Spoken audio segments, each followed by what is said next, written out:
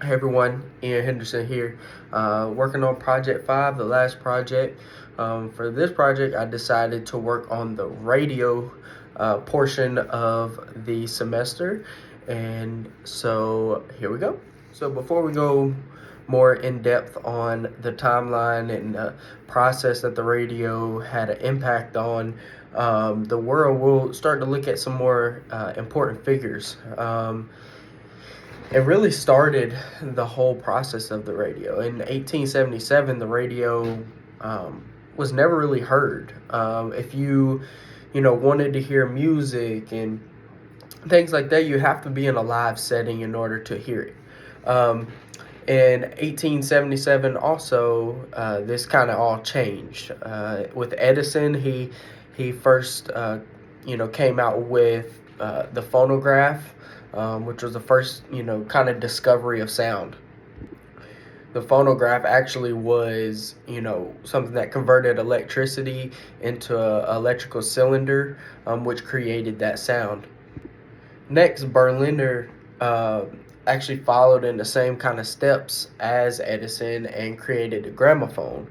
The gramophone used like flat discs to record its sound.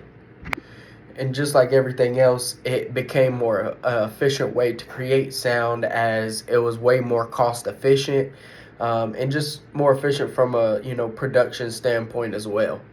So moving on to the next important figure. When you think about the radio, there was actually somebody called the father of the radio.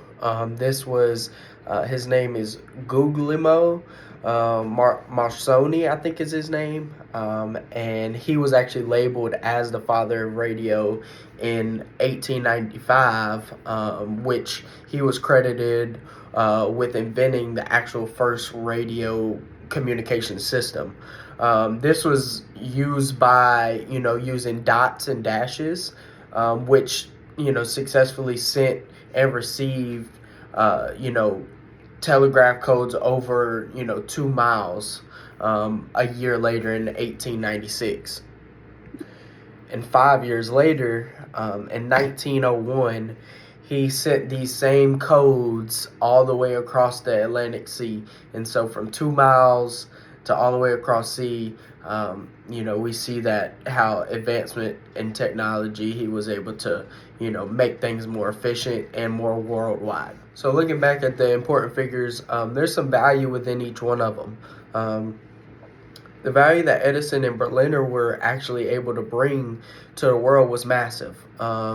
They were actually, able to, They allowed people to access music within their own home, and not just, having to go, in public or somewhere actually physically to really see it live. And also the value that Marconi had was actually even more huge because you could do almost essentially the same thing just across the seas. And that really marked the beginning of radio technology. Um, and just overall looking at it, you know, before really the only communication that could happen is if you flew or if you drove and met people in person, face to face, or by even a written message, which would take a lot longer to be received. And with these people, they're able to kind of shift that focus and shift that that that idea of I can get you a message quick, and we can access music and things like that a lot more efficiently. So moving on to the timeline of radio's impact on the world, we first see the origin of it with these important figures that we just previously went over, and just those figures had such an impact on sound creating and being able to produce the music, really all over the world, and by the end of the 19th and early 20th century. But in 1906, the first actual broadcast of voices and music really became public with the Christmas Eve broadcast, and that was one of those major events that had happened. And overall, when you think about the radio back then, um, it was really used for that direct communication, unlike now where we see it's used for entertainment, just popularity, things like that. And it just doesn't have the same, value and reliability that it once did during the origin and, the time that it first came out. So starting in 1910 to 1919, we see the Wireless Ship Act that was available in the 1910, right in the 1910 year. And it required that all ships more than 50 passengers have a working wireless operator. And we actually see in the Titanic, this became a huge, huge problem. As we see in the Titanic, this is one of the things that, for me, honestly, I never even really knew why the Titanic sunk. Like I knew it hit an iceberg, but what was behind that, right? And I think it's kind of cool to, see that it was really a radio thing, which, in this case, what happened was there was another ship ahead of the Titanic trying to send these signals back to the Titanic, and the wireless operator that was operating on the Titanic couldn't catch on to him because he had completely turned off the telegram because of the beeping that it was causing from, everybody on the boat sending, receiving messages. It was just ultimately, chaos. And, with this miscommunication and the operator not being able to receive it, kind of caused that infamous crash, and just something that people don't really think about. With the Titanic, though, in this event, they were able to pass the Radio Act of 1912, which actually stated that these operators that are operating these ships had to be licensed by the Secretary of Commerce and Labor. Another great event during this time period was Great War, World War One, when the government really kind of took over the radio waves, mainly for military use. And then, when the war finally ended in about 1919, radio technology kind of returned to its norm, and, a few different companies as well. These companies actually would be forced to merge by the government, which actually created the RCA, which was the Radio Corporation of America, and that's kind of how that whole thing started. So moving on to the impact radio from 1920 and 1929, we start to see that the RCA actually was a regulator, to the radio itself. They started to see that the radio could be a great place for advertisements. And, since it was available all over, America, in homes, they kind of had to figure out how they could profit off of them, which this led to the first, radio commercial in 1922, which was actually for the Long Island brownstone apartments. And RCA also began to set up a 24 station network, which was called NBC in 1926. Throughout the early parts of the 20s, we see sales and profits also, begin to drop. Many radio industry leaders, really complained and wanted, regulation and control, which they ended up getting later into the 20s. In 1927, actually, the Radio Act of 1927 allowed them to kind of put their foot down in this regard. And it actually made airwaves and a national resource and belonged to the public, and not just, individual organizations anymore. This really allowed, the radio industry to really flourish again from the early parts of the 20s where, sales and profits were starting to drop. We also see towards the end of the 20s the rise of the Federal Communications Commission, just another one of those, another one of those things that was very important in the back half of the 20s. Moving on to the 1930 to 1939, we really start to see radios flourishing in homes. At the start of 1930, radios, multiple receivers were in homes, up to about 12 million homes. And by the end, this is a crazy number, by the end of the 30s, it grew from 12 to 30 million. So over double in just a 9-10 year period. We see radios really showing up in homes at a crazy number.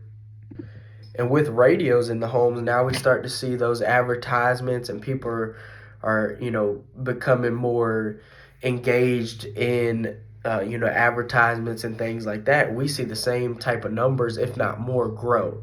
And advertisements and revenue kind of within radio itself grew from 40 million in the early 30s to, by the end, about 155 million, which is unreal. It's 5-6 times the number than it was just 9 years ago.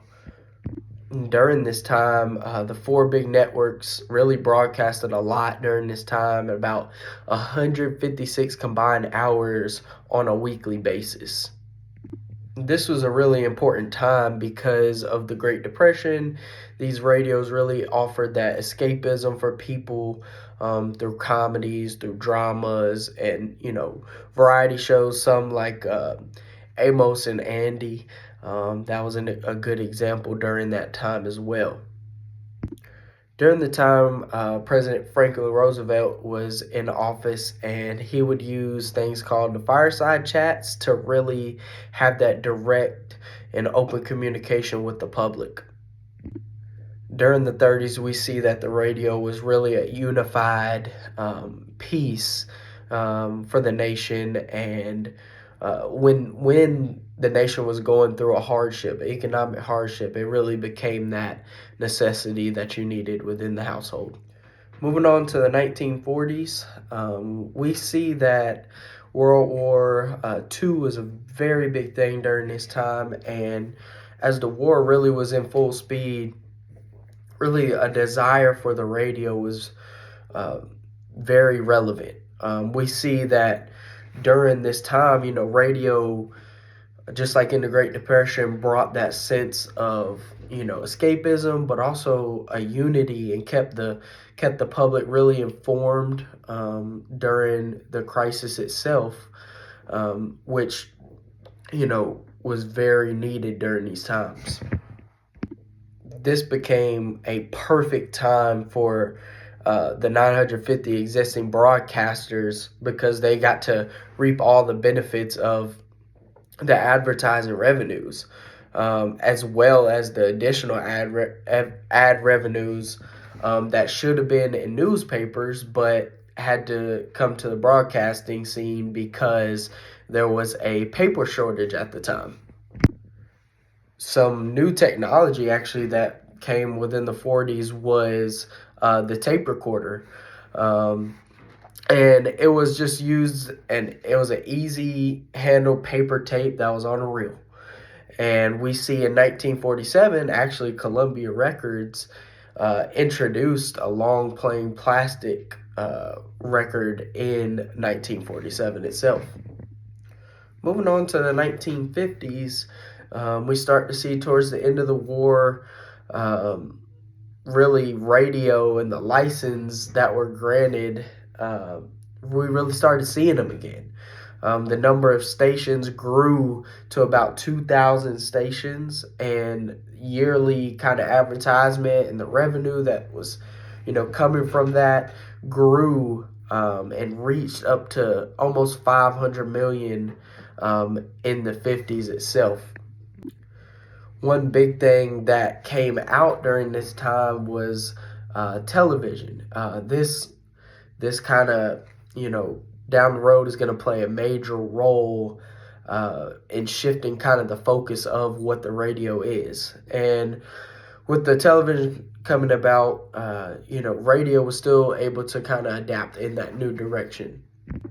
And with that new direction, it kind of allowed the radio to become more, dependent on recorded music, to fill kind of the airtime due to the television coming out. In the mid 50s, in 1955, we actually see, uh, with that new direction, we see the top 40 is now a thing. It's formed. This was actually music that was most popular, and a single song, a popular song, could be played up to 40 times a day, which is crazy. And what's crazy about it is I still feel like on the radio today you can turn it on and hear one song a million times, and it gets stuck in your head and it's just ridiculous. So hearing it 40 times a day, you can only imagine. And you know, with these things and the radio having to fill that airtime with music and recorded music, we started to see more of these type of programs really flourish, including even talk radios. Moving on to the 1960s, we really start to see the radio becoming more, of a, kind of portable and more, accessible, kind of on the go. And during this era, we also see the rise of the FM radio, which was a huge, huge deal and still is today. FM radio provided a different quality than ever before. It provided listeners with that superior sound quality for their music, and this really helped radio stations really emerge. With this, radio actually, started promoting more countercultural movements and, underground music and things like that, that we see even during this time. We see that, during the 60s, there was a huge deal with the civil rights movement, and, radio's really played a crucial role in spreading, also that news as well. So we really start to see throughout this era that, you know, radios really shifted from, that kind of that direct communication to more of a secondary communication, still with, the civil rights and being able to, influence that political and that, social activism and things like that. But also, kind of shift to more of a dominant force within the music industry as well during this time. Moving on to the 1970s, we see kind of that steady pace, just like as the 60s, with a couple different things in there, with the radio remaining that key player in the music industry and the promotion of music, really shaped trends and really drove sales really through the roof. We see in the 60s, the introduction to the FM radio, but throughout the 70s, we really see it start to dominate, right? It really took the place of the AM radio, just due to, the quality and the sound quality, that it brought. It really allowed for that diverse programming and, the rise of, different genres itself. We started to see, genres like disco, soul, jazz, and country. Some bands that we actually see in the examples, we start to see the Sunshine Band, and the Bee Gees as well. Moving on a little bit towards, some events that were going on during this time, we still see the civil rights movement, but also the Vietnam War. And the radio still, provided that political and social really dialogue, during that, that time of change during the war and the civil rights movement.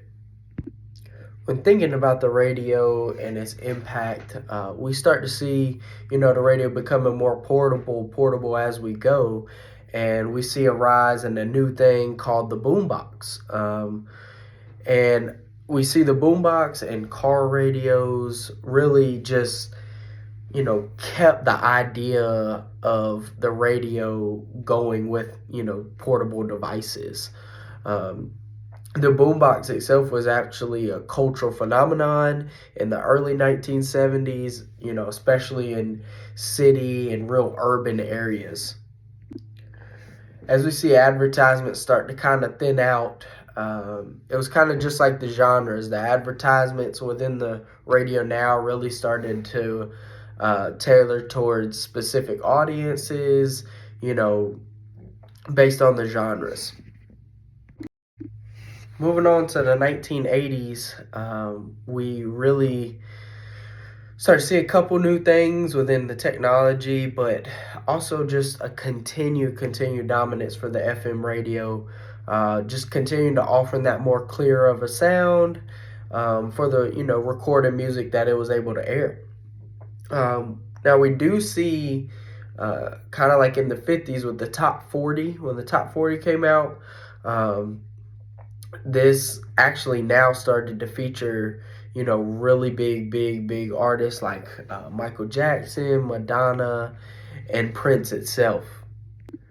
With this kind of dominance, AM kind of was pushed kind of to the depths, and really not much music was really playing on AM radio anymore, as it kind of shifted more towards of talk shows and just of different formats. Like you had sports, you had call-in shows, you had political and social commentary. So all those different things kind of played into really what AM radio became.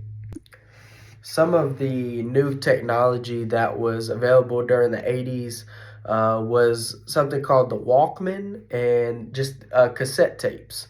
I'm very familiar with the cassette tapes with, a grandma and older people, having them in their houses. And now they're the oldest thing ever, but this is, prime technology back then. It really increased, the idea of radio and listening. Really, the cassettes allowed for expanded access to discovering new tracks. And during this era, we really started to see,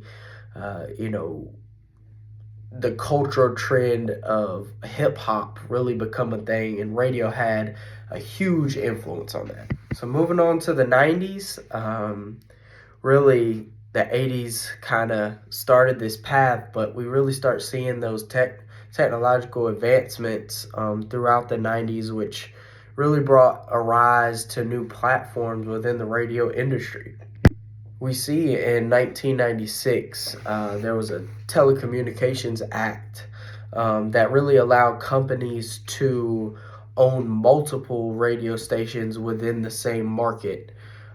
This really led to consolidation of the industry itself. And a good example of it would be iHeartMedia.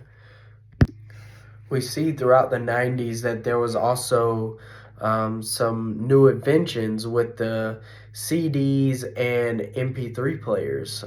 It gave listeners, again, more control over what they wanted to listen to, and really challenge the radio itself and its dominance.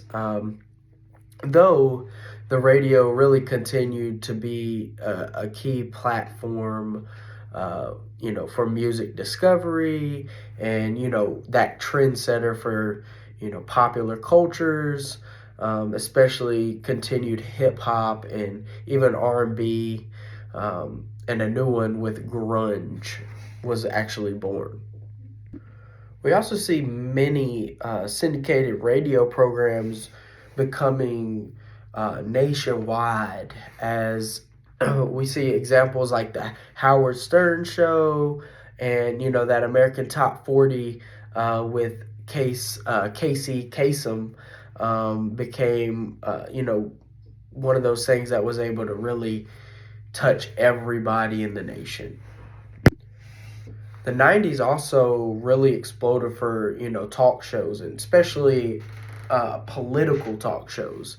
Some examples include Rush Limbaugh, a familiar one, Sean Hannity, and talk shows were just a really powerful platform when it came to political and even cultural commentary. So really the 90s really set up more of a digital innovation, moving into the 21st century. Moving on to the early 21st century with the 2000s, we really see that, radio begins to diversify, into more digital formats. And this just is, from people adapting to different listener habits, right? We see the rise of Pandora during this time. We see the rise of iTunes. We see the rise of Spotify, which all these things are kind of like a versus towards the radio. They all challenge the idea of the radio itself. We really see this within, MP3 players and the new technology and iPods. Apple's new product, really allowed these listeners to store and listen to a huge amount of music that was on demand. And this kind of really was this was the idea of that shift from traditional radio to, the digital format itself. When radio really faced this kind of competition from these digital formats, they started to shift its focus again and adapted to more of a streaming and podcasting, type of way. And this, led to how podcasts really started to gain its traction, where podcasts offered that on-demand, really storytelling for, really niche content, and so that really took off during this time as well. Another huge part to the early 2000s was how satellite radio really emerged and kind of took down the idea of what FM and AM radio was. It offered this premium content with celebrity hosted shows and more real specialized channels dedicated to, what somebody would like, their genres, and what they would be interested in. This initially was called, there was two different parties here. One was Sirius satellite radio, and the other one was XM radio. And, a lot of people know today, that these two things merged to now become Sirius XM radio. But again, with FM and the radio itself, it still found ways to be essential and provide a role for itself, as it, found its job of promoting new artists now, not just the most popular, but really promoting new artists and new music, still with that top 40 format, as it really acted as a way to build a fan base and build, that emerging artist and those emerging genres as well. Moving on to the, teen years, 2010 through 2019, we really start to see the radio kind of shift and evolve kind of in that response to the shifting in technology, the audience behavior, and, just media consumption patterns. We really start to see that streaming really starts to dominate. Dominating over FM, AM. Streaming really attracted to more of that younger audience, and even myself. As I started to come through the high school, this is what we wanted to listen to. We wanted to listen to the iTunes. We wanted to listen to Apple Music, and that on-demand music where we could just get one song whenever we wanted. It's not just what played next. The radio had to adapt, and they offer more streaming options, digital streaming options, and partnered with these streaming services to really extend their reach, as we see with the iHeartRadio again. And again, we see that FM radio is still around, and it's still,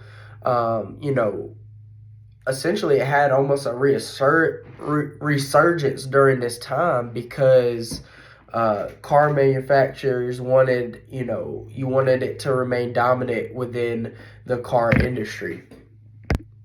We also see during this time FM and the traditional radio also began to integrate podcasting into their programs. As these podcasts really started to be dominant, even though they were available in the early 2000s, they became more dominant during these, the 2010s. And so, traditional radio really wanted to integrate that into their programs. During the 2010s, we also start to see some new technology with things like Alexa and the Google Assistant. These help extend, kind of the radio's reach. Again, this allowed this younger audience, myself included, again, to really enjoy that hands-free listening and just that more, tech-savvy approach, which, at the time, this is what, all the kids wanted. A huge event that had a impact on the radio was the 2016 presidential election, where it really had a surge for political programming. It reinforced radio's role in daily life. Radio stations really began to focus on real time and live content that really gave listeners that direct connection to real world news. And we just see that the political and the talk radio really had more of a crucial role, during these times. Lastly, we're moving on to the 2020 to now. And we see that this era has been a very transformative decade so far for the radio and how it's evolved. We see shifts in technology, the media consumption again, digital streaming, and just podcasting, shaping the landscape of the whole thing.